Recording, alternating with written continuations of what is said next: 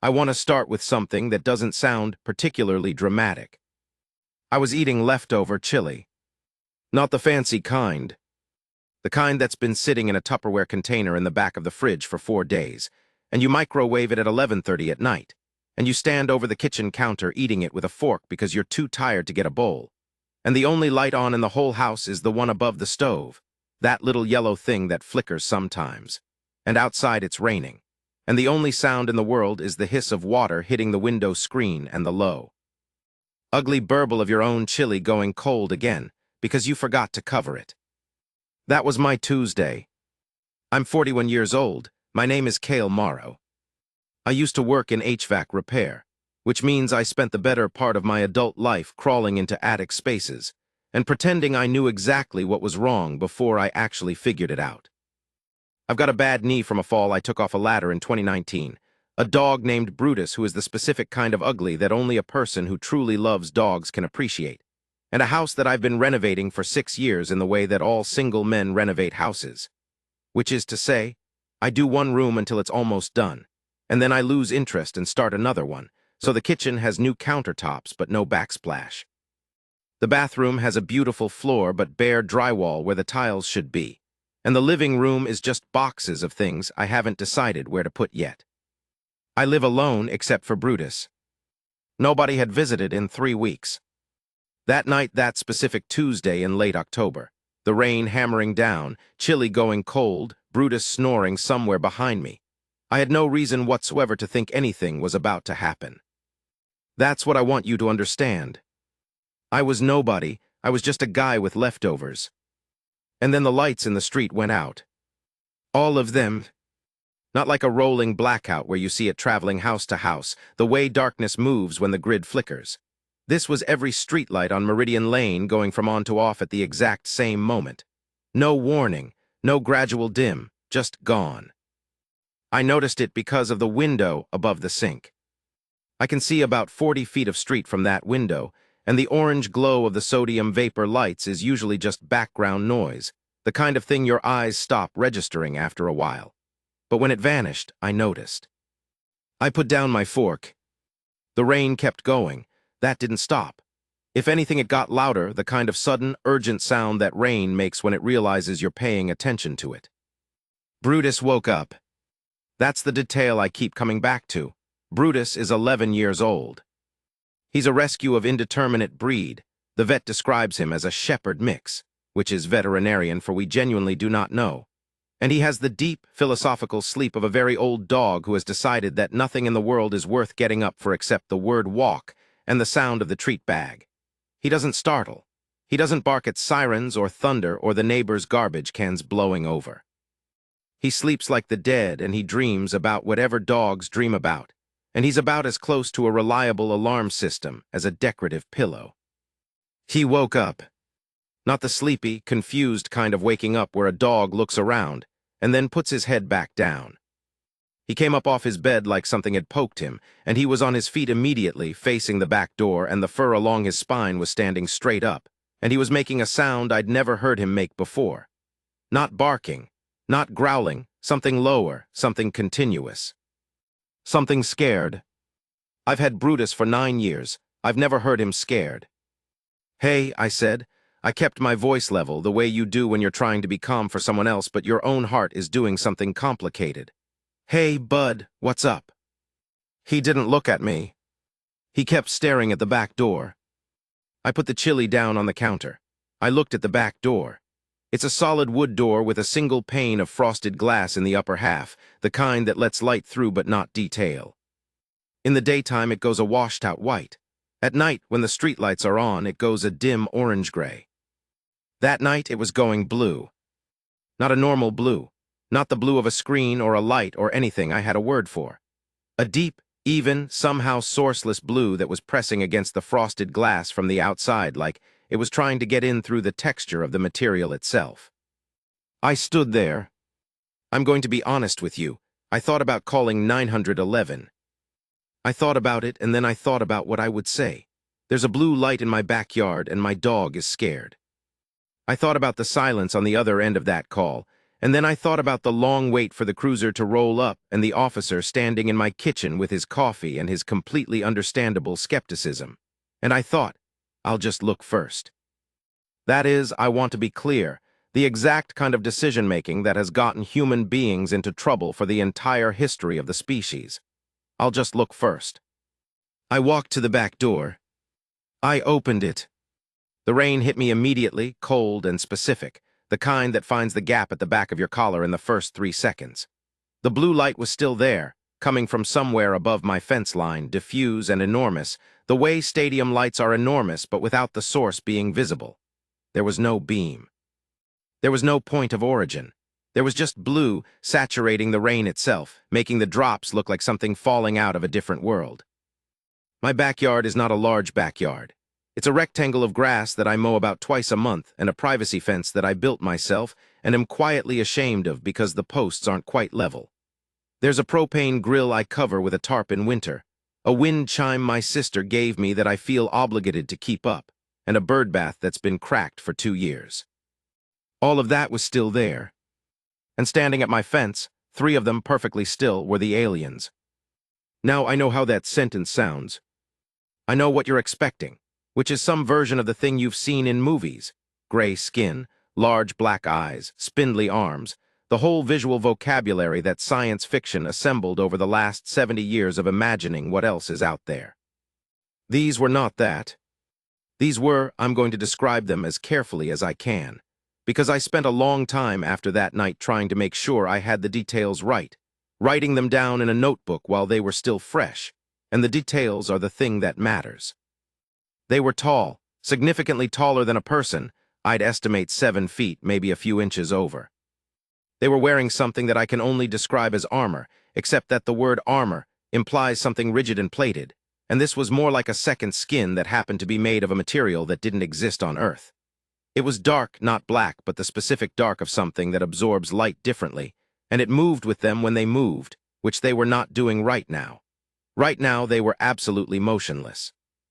Their faces were partially visible. They had helmets on, but the faceplates were transparent or open or something, and I could see a face that was vaguely humanoid in the sense that it had 2 eyes and a defined head and a mouth. But the proportions were wrong in ways that were hard to pin down precisely. The eyes were set wider. The jaw was heavier. The skin, or whatever it was, had a texture that didn't match the smooth palette of mammalian skin, like something with more layers underneath. They had 4 arms. 2 held what were obviously weapons, long, angular things that didn't look like guns exactly, but that you understood immediately were guns in the same way you understand that a word in a foreign language you don't speak is still a word. The other 2 arms were held slightly out from the body, slightly bent, in the posture of an organism that is not sure whether it needs to flee or fight. They were standing at my fence. They were staring at my house. They had not moved since I opened the door. Brutus was behind me now, and he wasn't making that scared sound anymore. He was making something different, a low, steady growl that I recognized. That one was territorial. That one was "This is my place, and you are not welcome in it." Good dog. I stood in the rain, in my socks, in a stained HVAC company t-shirt, holding the door open, staring at 3 alien warriors who were staring back at me. And after what felt like a very long time, one of them, the one in the middle, slightly larger than the others, said something. Not in English, not in anything I recognized. A complex series of sounds that had too many consonants and included at least one frequency that I felt in my sternum rather than heard with my ears. But the meaning I would learn later was, it is smaller than the reports indicated. I did not know the meaning then. What I knew then was that there were 3 7-foot armed alien creatures standing at my backyard fence in the rain, and they were looking at me, and my dog was growling, and I was standing there in my socks, and I had made a decision approximately 45 seconds ago that was feeling increasingly questionable. So I said the only thing that came to me. "Can I help you?" Part 2, the VTHANI record. Commander THRNIXVOLSURATH, personal log. Transcription authorized by the Hegemony Cultural Integration Bureau. Original recording language, Vethani High dialect, translated by Bureau-certified algorithm, reviewed for accuracy by xenolinguist Dr. Fessa A. Kareth. Commander Threnix Valsureth, personal log. Cycle 447, 3rd Assessment Corps. I should begin by stating, for the record, that the 3rd Assessment Corps followed all established protocols. I want that noted. I want it noted because what follows is going to read, and I understand this, as a comprehensive failure of established protocols, and I want the record to clearly show that the failure was not ours.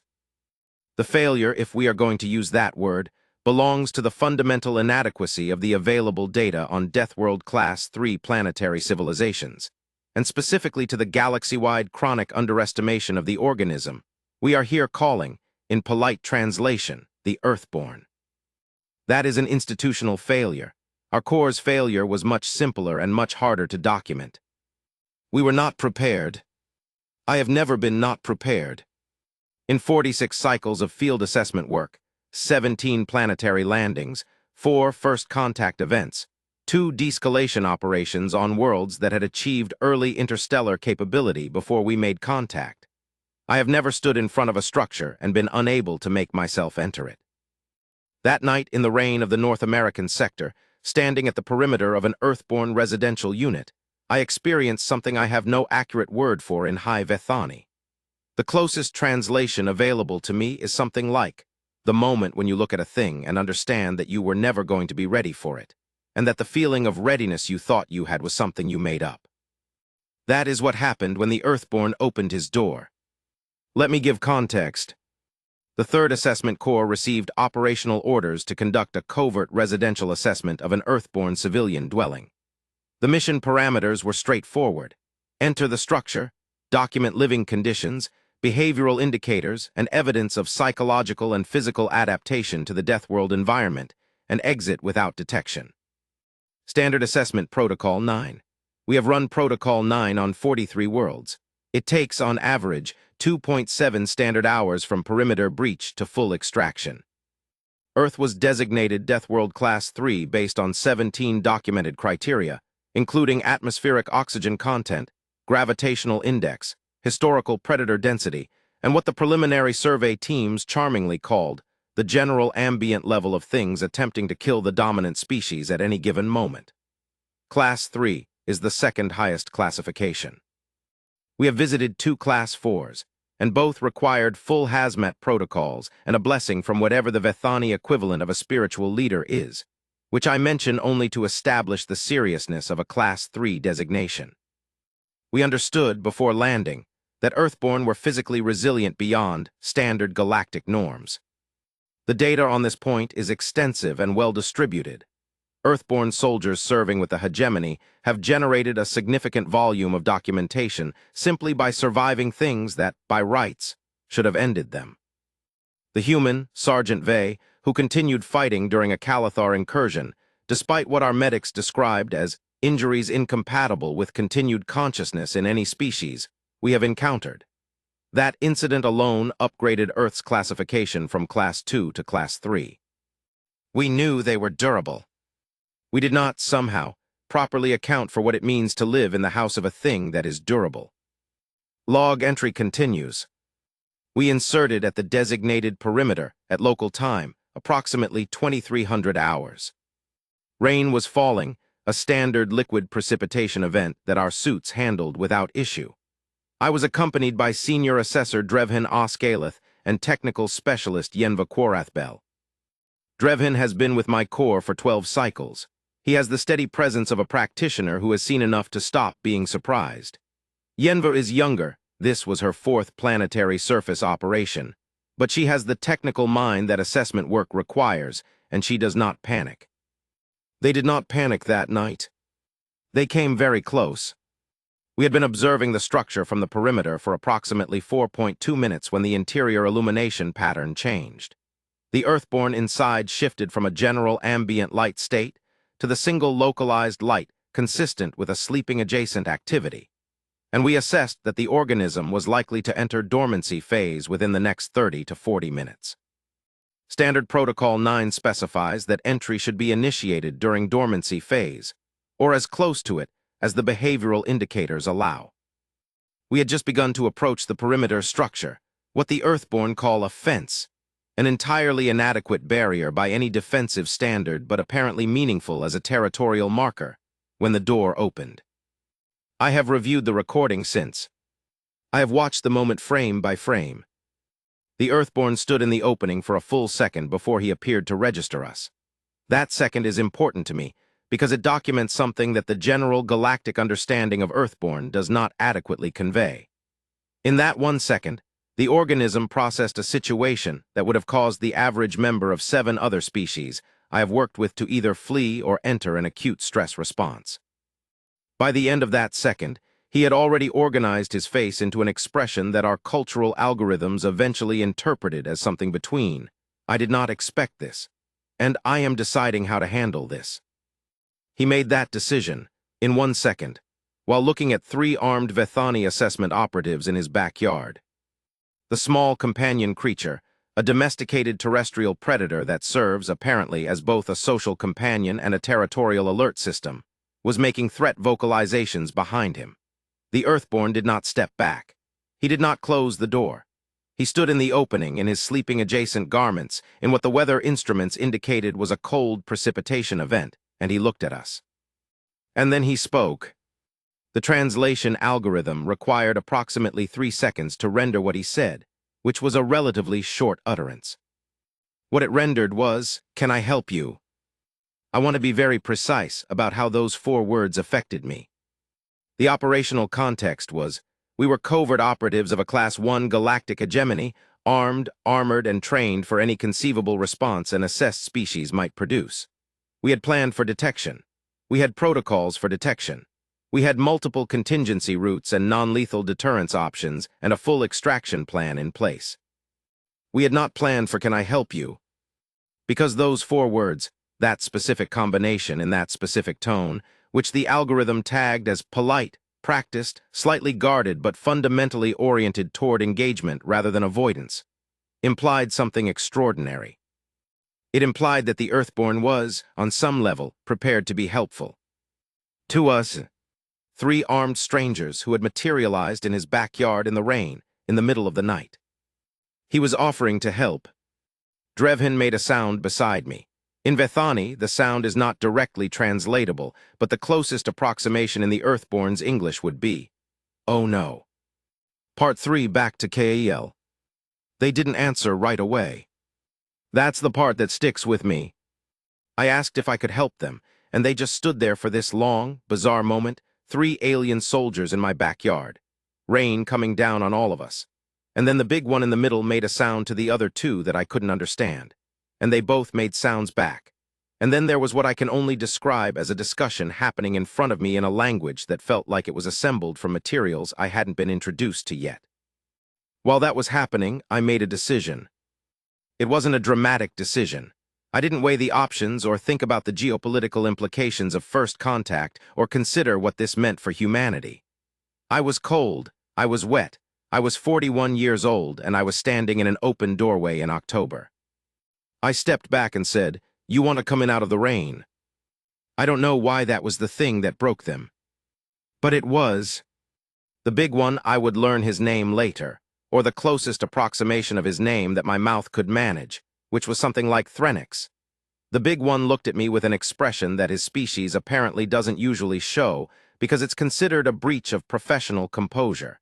He looked very briefly like he had no idea what was happening. Then he said something to the others, short, 2 sounds. And all 3 of them stepped over my fence. My fence, which is, and I cannot stress this enough, approximately 5.5 feet tall, and I built it myself, and it is made of pressure-treated pine boards from Home Depot that I installed over a weekend with my brother-in-law helping, and I am quietly proud of it even though the posts aren't level. These 7-foot armored alien soldiers stepped over it like it was a garden border. Brutus, to his enormous credit, did not run. He planted himself between me and the 3 of them, and he squared his shoulder, which on Brutus means slightly widening his already wide stance and raising his head and pointing his ears forward, and he held his ground. 11 years old.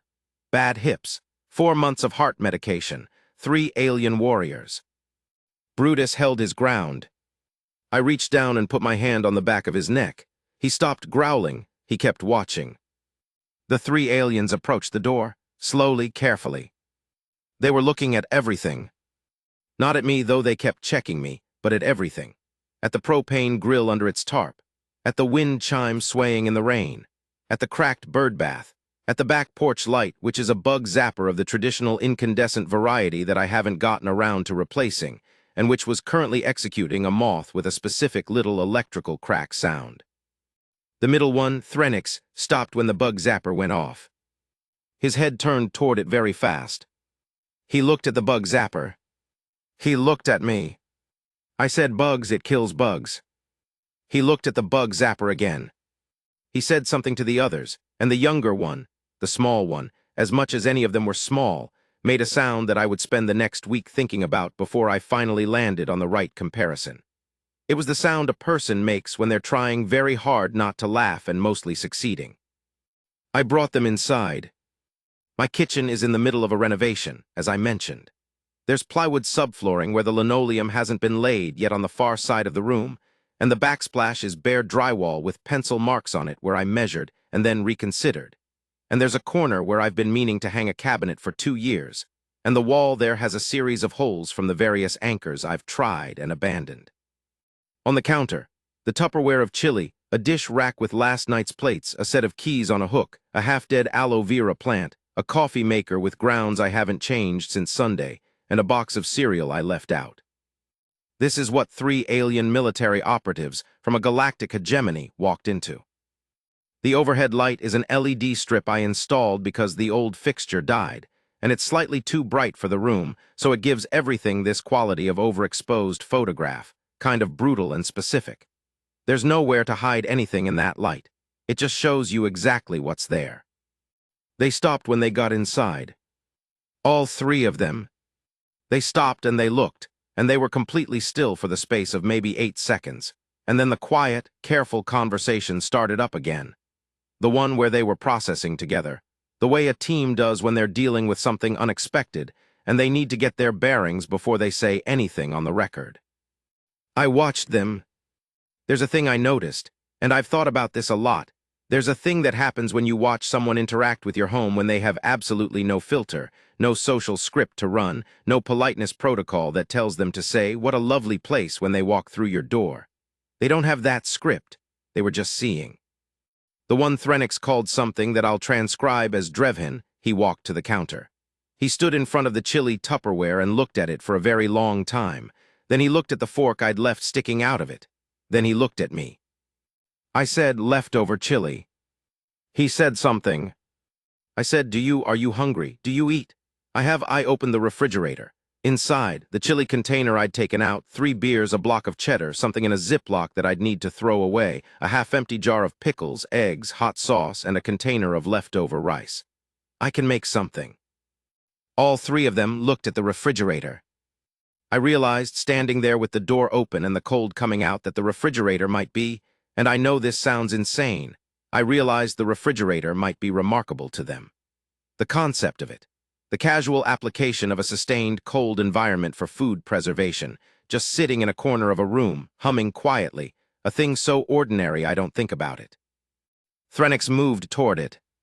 He was careful. He moved the way a person moves when they're in a space that's too small for them, and they know it, not cramped exactly, but conscious of each movement, making sure they know where their body is relative to everything around them. He looked into the refrigerator. He did not touch anything. He stood there for a long moment, and then he spoke at some length to the others, and the young one, Yenva, as I'd eventually learn, started doing something with a device on her arm that looked like a tablet strapped flat against her forearm, and I understood that they were documenting. I stood there in my kitchen in my socks. I let them document my refrigerator. Then Drevhin found the knives. I have a magnetic knife strip above the cutting board. This is not unusual. This is a standard kitchen installation that you can find in any cooking-adjacent household. I have 6 knives on it. The chef's knife I use for most things, a bread knife, 2 paring knives, a boning knife I bought for a specific recipe 3 years ago and have used twice, and an old serrated blade that came from my grandmother's kitchen and stays there for sentimental reasons more than practical ones. 6 knives in a row on a wall. Drevhin found them. He stopped in front of the knife strip. He stood very still. He raised one hand and reached out, not touching them, just indicating, and he said something that I later learned contained a word that roughly translates as deliberately arrayed, as in, he was noting that the knives were arranged intentionally. On display, within arm's reach, in the food preparation area. Threnix came over. He looked at the knives. There was a period of silence that lasted, I would estimate, about 20 seconds, and during those 20 seconds, neither of the larger operatives moved or spoke. The younger one, Yenva, continued making entries on her forearm device. Then Threnix said something directly to me, short, clear, and pointed at the knives.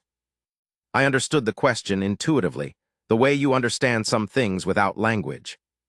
Yeah, I said, for cooking. He pointed at the largest one. Mostly vegetables, I said. Chicken, sometimes I'll break down a whole fish with it. He said something to Drevhin. Drevhin said something back. Neither of them relaxed.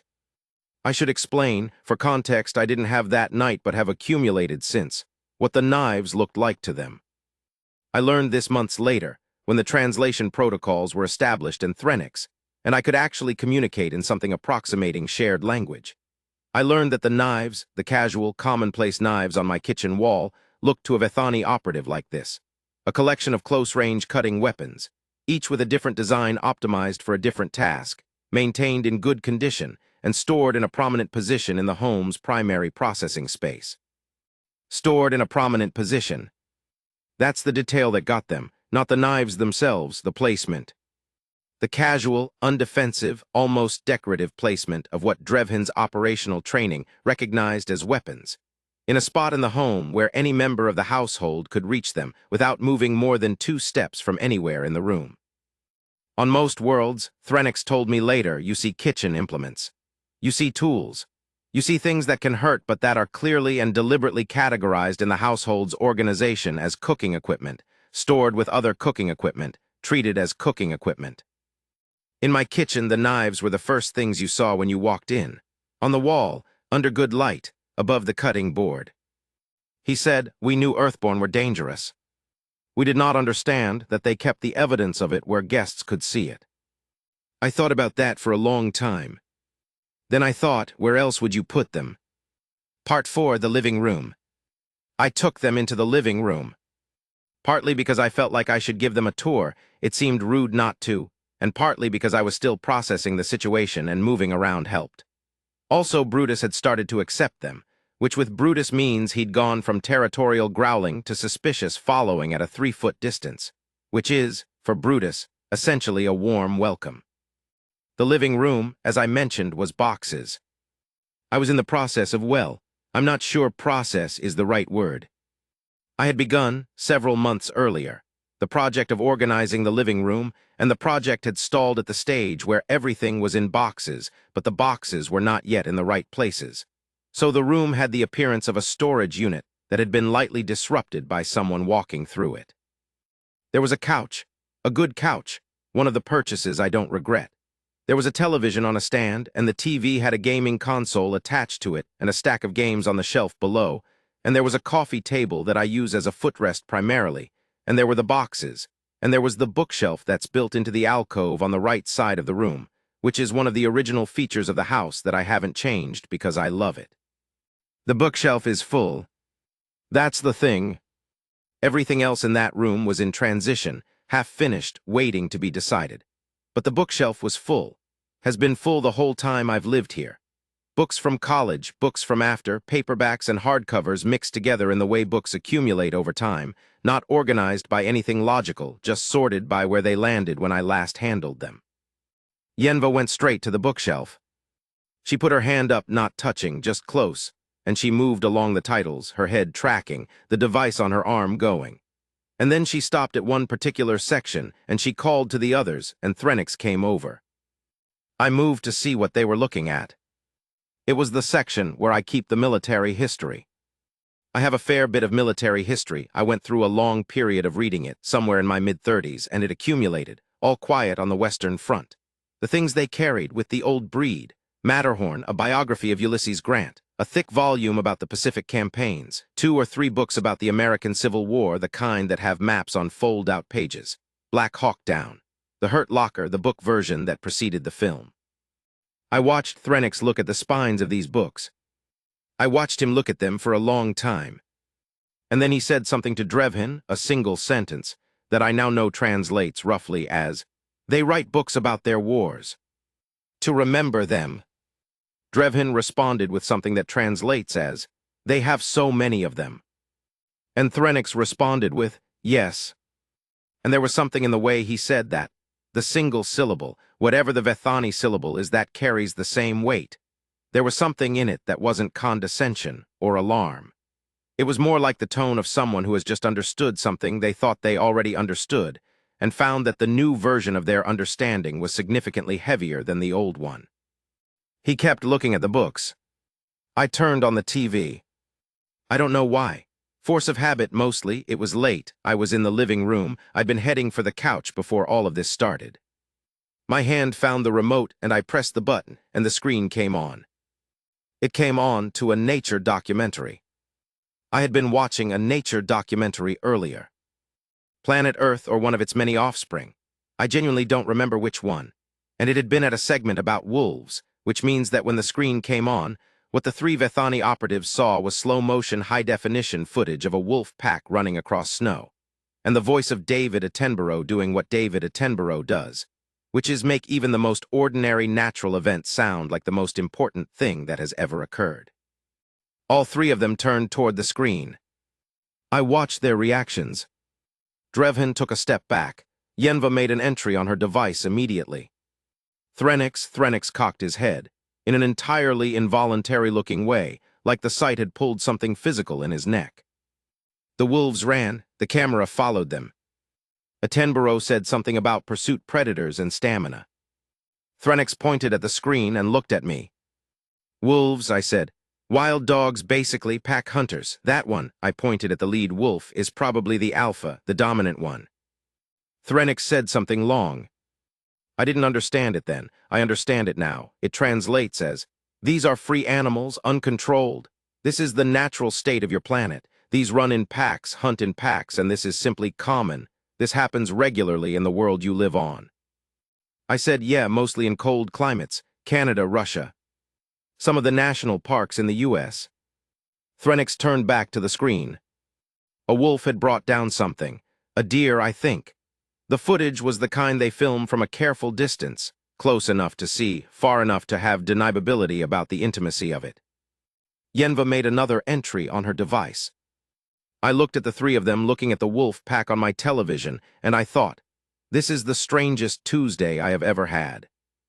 Part 5, the garage, a digression that becomes important.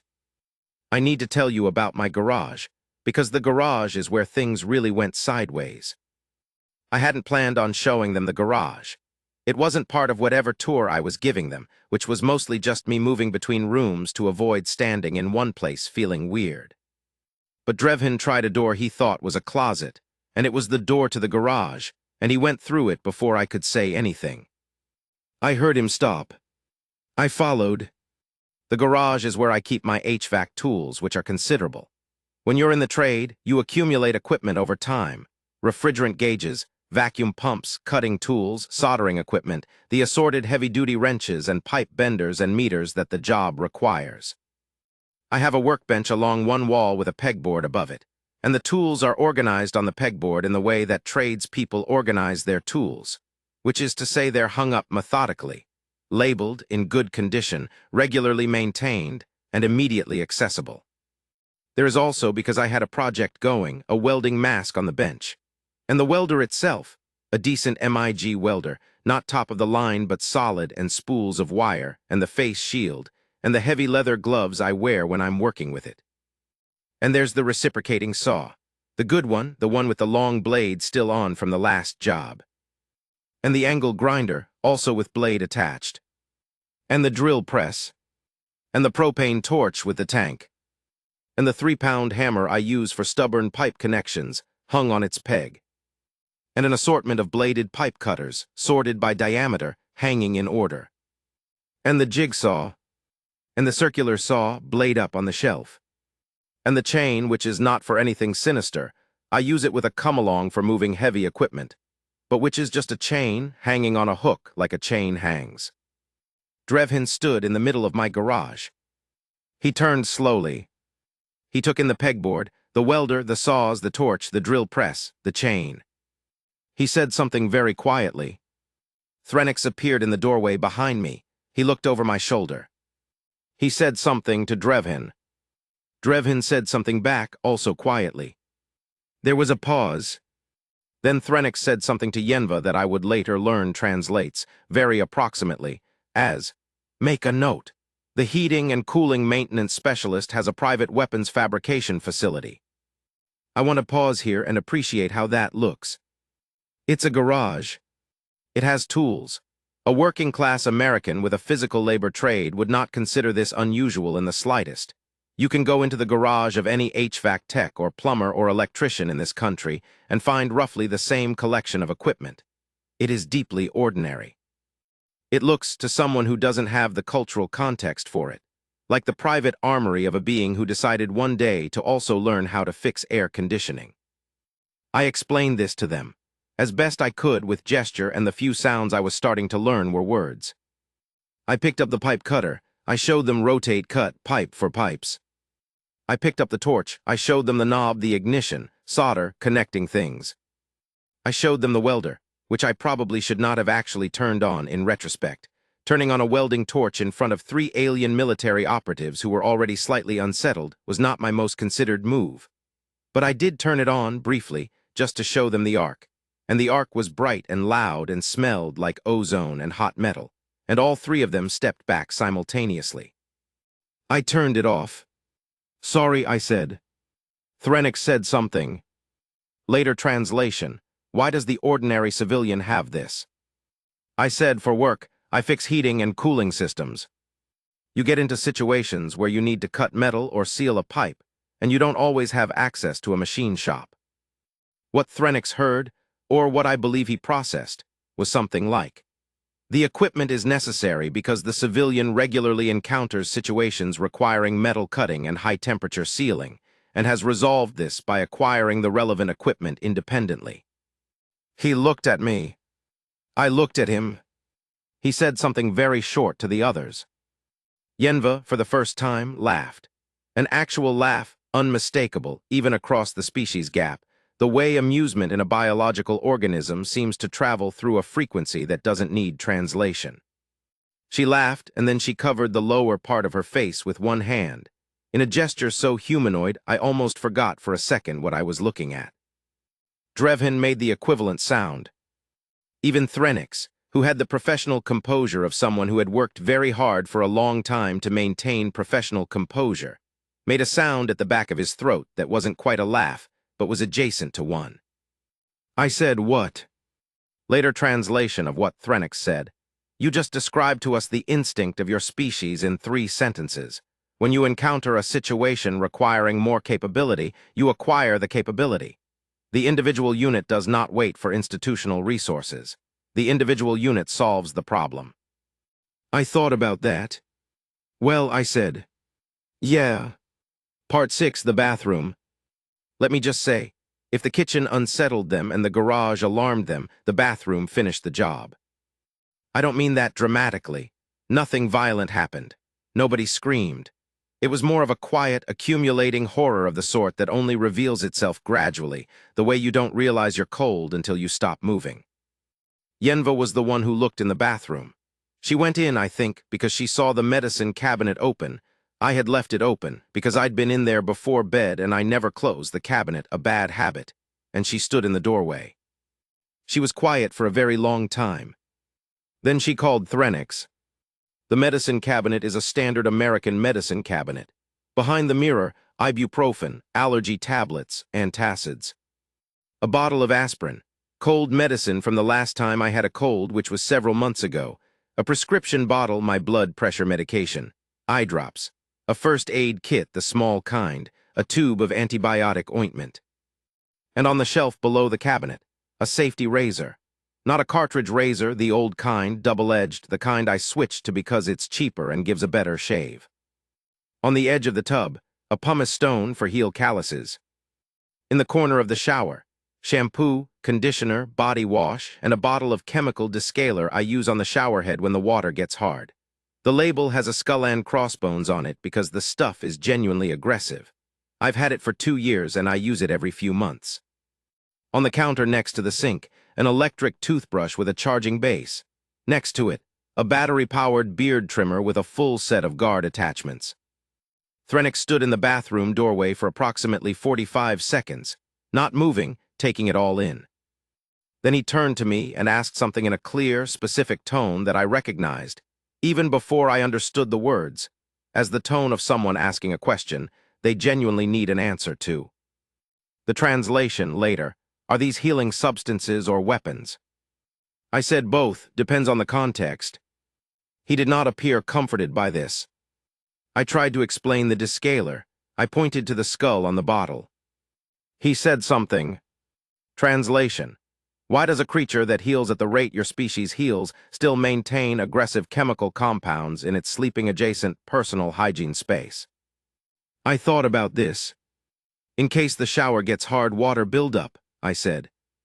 He looked at me. I looked at him. The shower head, I said. Calcium deposits, the water here has minerals in it. He turned and looked at the shower head. He turned and looked at the bottle with the skull. He turned and looked at me. He said something long and apparently addressed to Drevhin, who was now in the doorway behind him, and Drevhin said something back, and the exchange went on for a moment. And I've since gotten the translation, and I want to share it in full because it captures something important. Threnix, the mineral content of the water supply is sufficient to cause physical degradation of infrastructure within the household.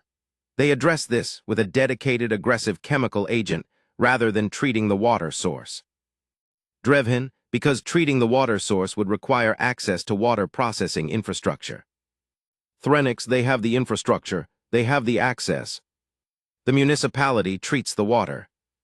Drevhin, then why? Threnix, because the showerhead gets calcium deposits, and they would rather have the bottle. A pause. Drevhin, they are so immediate about these things. Threnix, yes, they solve the problem in front of them, not the system, the problem. The electric toothbrush concerned Drevhin almost as much as the chemical agent concerned Threnix. The issue, and this one took me a while to understand, was the combination. The electric toothbrush and the safety razor in proximity. The idea that an Earthborn, in their private hygiene space, maintained a powered oscillating cleaning device and a single-blade cutting implement, and used both of them on their face regularly as morning routine. Drevhin asked me to demonstrate the razor. I said no. He indicated yes. I ran the hot water, found my shaving cream, and shaved the left side of my face. It took about 90 seconds. I did it the way I always do it, which is to say I wasn't being careful for an audience, I wasn't performing, I was just doing it the way I do every other morning. Fast, efficient, blade close muscle memory. All three of them watched. Yenva made an entry on her device. Threnix said something that later translated as, "The organism is using a precision cutting instrument on the most neurologically significant region of its body, without apparent concern." I said, "It's a safety razor." "It's called that for a reason." Translation of Drevhin's response: "It is not particularly safe." I said, "You get used to it." Translation of Threnix's response: "That is what concerns us." Part 7, The Dog. I have been circling around Brutus this whole time, mentioning him in passing because Brutus deserves his own section. Brutus, by the time we were in the bathroom, had decided that the 3 aliens were acceptable. He'd made this determination in the slow, evaluative way he makes all determinations, spending some time at distance, then some time at closer range, then some time slightly closer, advancing by increments until he was satisfied that the decision was correct. He was now within 3 feet of Threnix. This was remarkable for 2 reasons. The first is that Brutus doesn't warm up to people this fast. My brother-in-law, who Brutus sees several times a year, still gets the full suspicious assessment every time he walks in. The fact that Brutus had decided within about 40 minutes that 3 alien soldiers were acceptable is something I attribute to dogs being, on some level, better at reading intentions than people are. The second reason is the size differential. Threnix is 7 feet and some change. He's armored. He is, by any objective measure, a significantly more imposing physical presence than any human my dog has ever encountered. And Brutus, 80-pound, bad-hipped, 11-year-old, medications for his heart Brutus, walked up to him. Threnix went still. Not the operational assessment still, a different kind. The kind that an organism goes when it's uncertain what the correct response is and doesn't want to make a mistake. Brutus sniffed his hand, which was still wearing whatever the Vethani use as tactical gloves. Brutus sniffed it for a very focused 10 seconds. Then he turned around twice and lay down on Threnix's feet. I don't know how to convey what Threnix's face did. In all the footage I've seen since, and there is footage because Yenva was recording continuously, in all the footage, the moment where Brutus lays down on Threnix's feet is the moment that the other two operatives mark as the emotional turn. Not the knives, not the welder, not the chemical skull bottle, not even the books about wars. The dog lying down on Threnix's feet.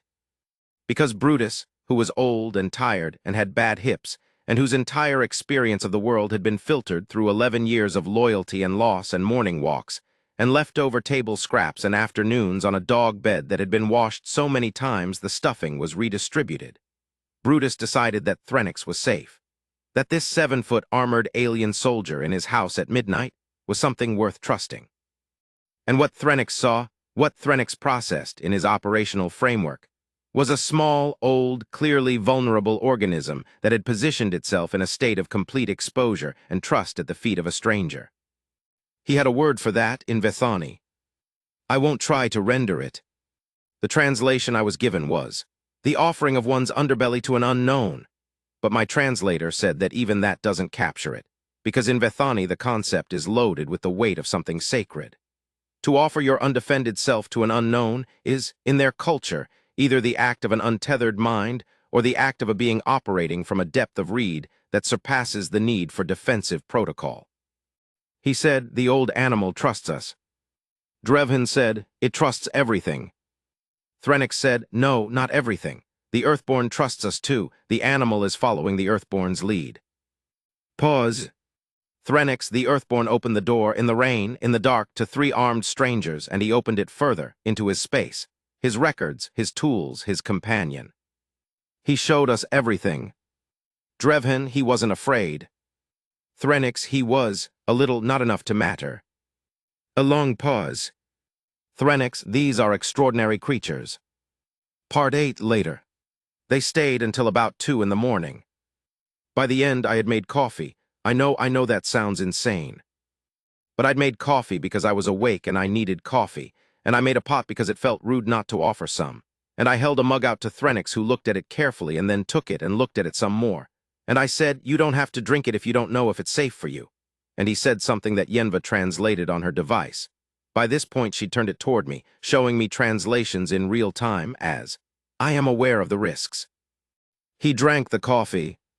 His face did something. I said, good. He said something. Yenva's device, it is aggressively bitter. I said, yeah, I like it that way. He drank more of it. Drevhin from the other side of the kitchen, watching. Why are you drinking it? Threnix, because he offered it. Drevhin, that is not a safety protocol. Threnix, no, it is not. He finished the mug. At some point late, after the coffee, after I'd found out from Yenva's translation device that they were here on assessment, that they'd been monitoring Earth for months, that the hegemony had been trying to decide for years what to do about a species that kept breaking the expected models. At some point, Threnix sat down. He sat in my kitchen, in the chair I sit in at my table, and he was too large for the chair, and he looked almost comical except that he was completely composed, and he put the empty coffee mug on the table, and he looked at me across it. He said something long. The device rendered it. You were not surprised when you opened the door. You were uncertain, a little afraid, but not surprised. Why were you not surprised? I thought about this for a while. I said, I'm 41. You get to a point where new things stop surprising you, you know? Things just happen, you figure them out. The device, you have always known we were out here. I said not you specifically, but yeah, somebody, something, space is too big for it to just be us. That seemed like too lonely of a universe. He looked at the coffee mug. He said something. The device, we did not know what we were going to find. In this house, we expected data, documentation, evidence of survival adaptation. We expected to observe an Earthborn in its natural state and leave. I said, and instead. He said something. The device took a moment.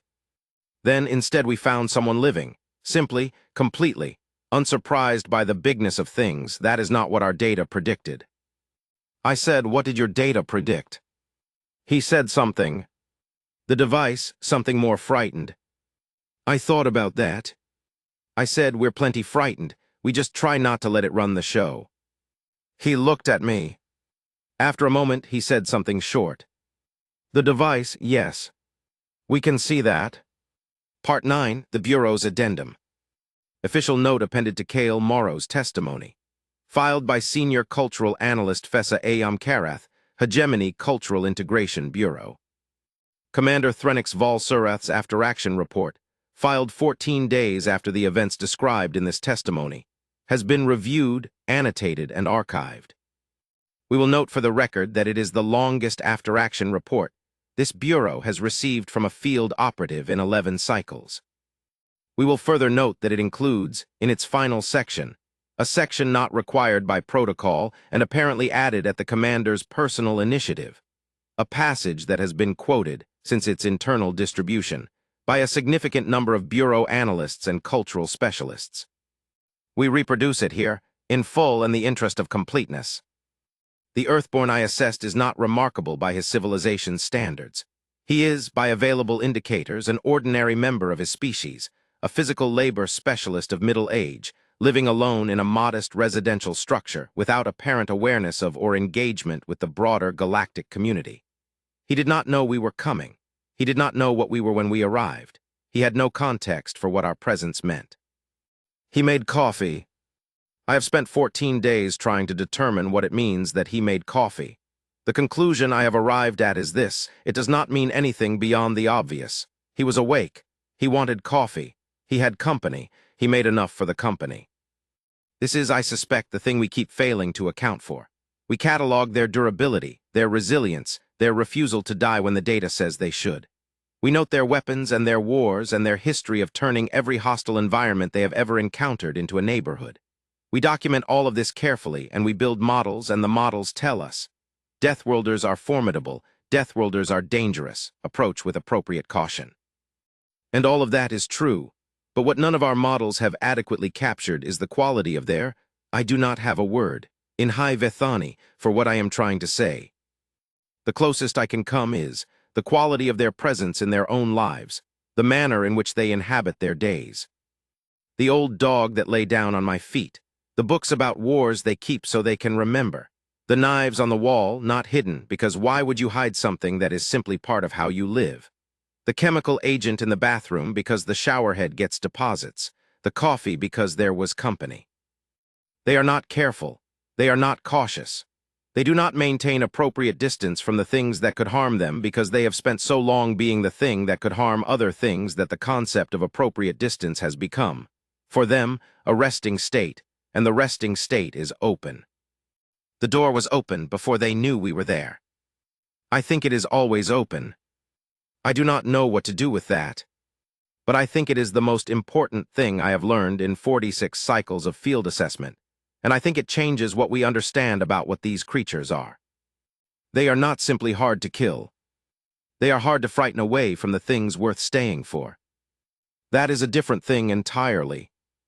End of Bureau Addendum. Part 10, KAEL again, the last part. They left through the back door. Same way they came in. I stood in the doorway and watched them go over the fence, careful, deliberate, no wasted motion, and the blue light outside came up again. And then it went away. And then the streetlights came back on, all at once, and the rain was still going but lighter now, the edge off it, the kind of rain that's on its way out. Brutus stood beside me. We watched the space where they'd been. After a while, I closed the door. I stood in my kitchen, the mugs on the table. The chili still there, long cold, the knives on the wall, the bug zapper outside, cracking at a moth. I thought about what Threnix had said. Something more frightened. I thought about all the things in this house that he'd seen. The knives and the tools and the chemicals and the books and the old dog and the incomplete renovation and the leftover chili. The whole ordinary texture of a life in the middle of living, not dressed up or prepared, just there. The way your home is there when you're in it at midnight, and the streetlights are out and the rain is coming down. I thought about what it must look like from outside. And then I thought, it probably looks exactly like what it is. A person managing, getting by, keeping the knives sharp, keeping the dog fed, making the coffee strong enough to be honest about it, leaving the door not quite all the way shut because the latch sticks sometimes and you have to lift and pull simultaneously, which I keep meaning to fix. I rinsed the mugs. I put them in the rack. I took the chili, the real leftover chili, the original impetus for this whole strange night, and I put it back in the fridge next to the beer and the pickles and the block of cheddar, and I snapped the container closed, and the fridge hummed. Brutus went back to his bed. I turned off the stove light. I stood in the dark kitchen. After a while I said out loud to nobody, that was something. Then I went to bed. I don't sleep particularly well. Bad knee, the usual. But that night I slept straight through until 7, which hasn't happened in months, and I woke up with the specific feeling of having been, in some fundamental way, witnessed, seen clearly, completely, without my permission and without my pretense, and found by that seeing to be sufficient. Not impressive, not remarkable, not anything that would get a commendation or a monument. Just sufficient. Just a person living in a house with a dog, doing the ordinary work of being alive in a world that has always been stranger than you think, keeping the knives where you can reach them, the coffee strong, the door, in one way or another, open. I don't know if they'll come back. I think they might. When they do, I'll make sure I have something better than leftover chili. Probably.